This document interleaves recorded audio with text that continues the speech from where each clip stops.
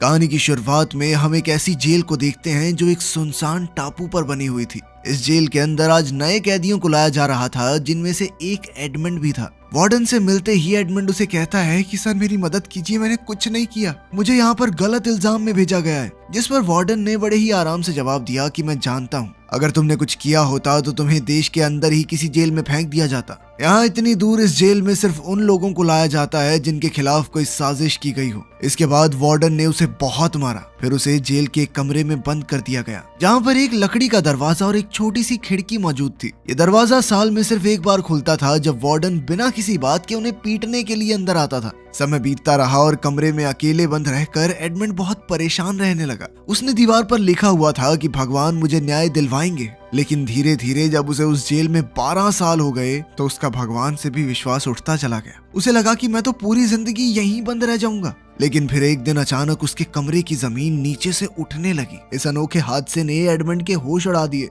उसे लगा जैसे कोई भूत उसके सामने आ गया हो। कुछ देर घबराने के बाद एडमंड ने देखा कि जमीन के नीचे से एक इंसान बाहर आ रहा था। जमीन के नीचे से निकला हुआ यह आदमी एबे है, जो कि यहाँ से नीचे वाले फ्लोर का कैदी है। पिछले 5 साल से वो एक सुरंग खोद रहा था। किस्मत ने ऐसा चक्कर चलाया कि वो सुरंग सीधा एडमंड के कमरे में आ निकली, मानो भगवान का कोई इशारा हो। एबे के आने से एडमंड को एक साथी मिल गया था जिससे वो बातें कर सके, क्योंकि इतने समय से कमरे में अकेला बंद रह के वो पागल सा होने लगा था। इसके बाद एबे ने बहुत उत्साह से एडमंड को अपने कमरे में बुलाया। उधर एडमंड बहुत खुश था कि उसे पत्थरों से दीवार पर निशान बना बना के समय नहीं काटना पड़ेगा।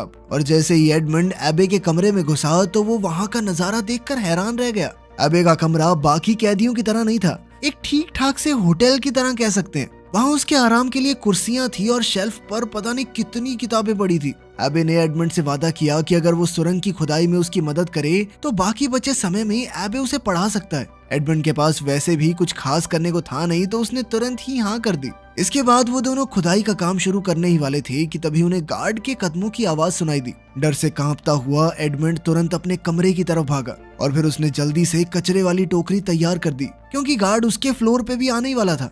इस जेल में कमरे का दरवाजा सिर्फ 2 बार ही खुलता है, एक बार कचरा लेने और एक बार शाम का खाना देने के लिए। इसके अलावा पूरे दिन में दोनों के पास बहुत वक्त होगा, जिसमें वो बिना पकड़े जाने की चिंता किए आराम से खुदाई कर सकते हैं सुरंग की। इसके बाद एबे ने अपने बालों का एक छोटा सा गुच्छा काटा, पत्थर से चिंगारी निकालकर उसने बालों को जलाया और एक मोमबत्ती रोशन की। फिर वो दोनों जैसे तैसे सुरंग में घुसकर आगे खुदाई करने लगे। नीचे बहुत कम जगह थी, तो खोदना कोई आसान काम नहीं था। एबे का अंदाजा था कि इसी स्पीड से चलते रहे तो जमीन के बाहर तक पहुंचने में उन्हें कम से कम 3 साल और लगेंगे। एक दिन आराम करते हुए एडमंड को एबे की ही एक किताब में पता चला कि एबे कभी एक बहुत अच्छा तलवारबाज सिपाही हुआ करता था। इसके बाद तो एडमंड ने जिद पकड़ ली कि अगर एबे उसे तलवारबाजी नहीं सिखाएगा तो वो नहीं खोदने वाला आगे सुरंग। एडमंड का अब अपनी जिंदगी में सिर्फ एक ही मकसद था, अपने दुश्मनों से बदला लेना। उसकी बातें सुनकर एबे मान गया और एडमंड को लड़ाई का हुनर सिखाने के लिए तैयार हो गया। एबे ने समझाना शुरू किया कि रफ्तार ही एक योद्धा की सबसे बड़ी ताकत है। एबे ने कमरे में टपक रही बूंदों से एडमंड को एक तकनीक सिखाने का सोचा। उसने टपकती हुई पानी की धार से अपना हाथ इतनी तेजी से गुजार दिया कि वो गीला ही नहीं हुआ, और कहा कि जिस दिन तुम्हारे हाथ इतने तेज हो जाएंगे उस दिन एक काबिल योद्धा बन जाओगे तुम। इसके बाद एबे वापस खुदाई करने चला गया और उधर एडमंड ने अपनी प्रैक्टिस जारी रखी। कुछ दिनों बाद एबे ने दरवाजे से लकड़ी के फट्टे तोड़कर नकली तलवार बना ली और एडमंड को बढ़िया तरीके से तलवारबाजी सिखाने लगा। जब उसकी तलवारबाजी की ट्रेनिंग खत्म होती तो एडमंड पढ़ाई पर ध्यान देता। अब उसका पूरा दिन पढ़ाई, खुदाई और तलवारबाजी की प्रैक्टिस में ही निकल जाता। कुछ महीनों बाद एडमंड की तलवारबाजी में जबरदस्त सुधार आया। अब एबे को दिखने लगा था कि एडमंड उससे भी बढ़िया तलवारबाज बन चुका है। एक शाम बातचीत के दौरान एडमंड को पता चला कि एबे पहले स्टेडियाज नाम के एक बहुत ही अमीर परिवार के लिए काम करता था। उसके मालिक ने बहुत दौलत कमाई थी और अब नेपोलियन ने एबे को इसी खजाने की जानकारी हासिल करने के लिए कैद करवा रखा है। ये सुनकर एडमंड को बहुत गुस्सा आया, क्योंकि वो भी नेपोलियन के धोखे की वजह से ही अंदर बंद है। दिन पर दिन सुरंग की खुदाई उन्हें आजादी के और करीब ले जा रही थी। एक दिन उन्हें सुरंग की जमीन में पौधों की जड़ें दिखने लगी, जिससे एबे ने हिसाब लगाया कि वो दोनों बाहर निकलने के काफी करीब हैं। ये बात जानकर दोनों की खुशी का ठिकाना ही नहीं था। लेकिन जल्द ही कुछ ऐसा हुआ कि उनकी खुशी मिट्टी में मिल गई। सुरंग तेजी से हिलने लगी और फिर जोरदार आवाज के साथ बहुत सारे पत्थर और मिट्टी उनके ऊपर गिर पड़े, जिनके नीचे एबे दब गया। घबराकर एडमंड ने तुरंत पत्थर हटाए और एबे को बाहर निकाला। दरअसल उन्होंने गलत दिशा में खुदाई कर दी थी। सुरंग की खुदाई में उनसे जरूर कुछ गलती हुई थी, क्योंकि ऊपर से एक खाने वाला डब्बा भी नीचे गिर गया था। एक बहुत भारी पत्थर एबे की छाती पर गिरने की वजह से वो गंभीर रूप से घायल था। अपने फेफड़ों में चोट आने की वजह से किसी भी वक्त उसकी जान जा सकती थी।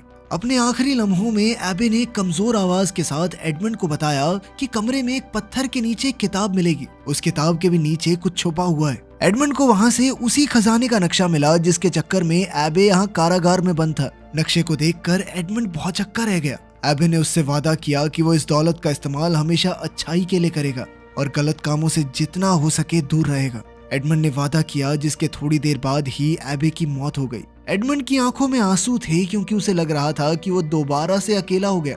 तभी गार्ड खाना देने आया तो एडमंड दीवार के पीछे छुप गया। गार्ड ने आवाज भी लगाई पर कोई जवाब नहीं मिला। जब वो चेक करने अंदर आया और उसने एबे की लाश देखी तो वो घबराकर अपने सीनियर्स को रिपोर्ट करने चला गया। एडवर्ड ने तेजी से सुरंग का मुंह छुपाया और वापस चला गया। कुछ देर बाद गार्ड अपने कुछ साथियों के साथ वापस आया और एबे के शरीर को बॉडी बैग में डाल दिया। एडमंड सुरंग में छुपकर उनके जाने का इंतजार कर रहा था। जैसे ही गार्ड्स वहां से गए, एडमंड खामोशी से कमरे में घुसा और एबे की लाश को देखने लगा। लाश को देखते हुए एडमंड के दिमाग में एक आइडिया आया। उसने जल्दी से एबे की लाश की जगह ले ली। कुछ देर बाद वार्डन अपने आदमियों के साथ लाश को वहां से ले जाने के लिए आया। ये जेल एक सुनसान टापू पर थी, इसीलिए उन्होंने सोचा कि लाश को समुद्र में फेंक देना ही सही रहेगा। इस दौरान एक गार्ड खाना लेकर एडमंड के कमरे में गया, लेकिन जब बार बार दरवाजा खटखटाने के बावजूद भी किसी ने चूं तक नहीं की तो गार्ड को शक हुआ। वो दरवाजा खोलकर अंदर गया, लेकिन वहाँ उसे एडमंड नहीं बल्कि एबे की लाश मिली। जिसके बाद वो गार्ड चिल्लाता हुआ वार्डन को बुलाने के लिए गया।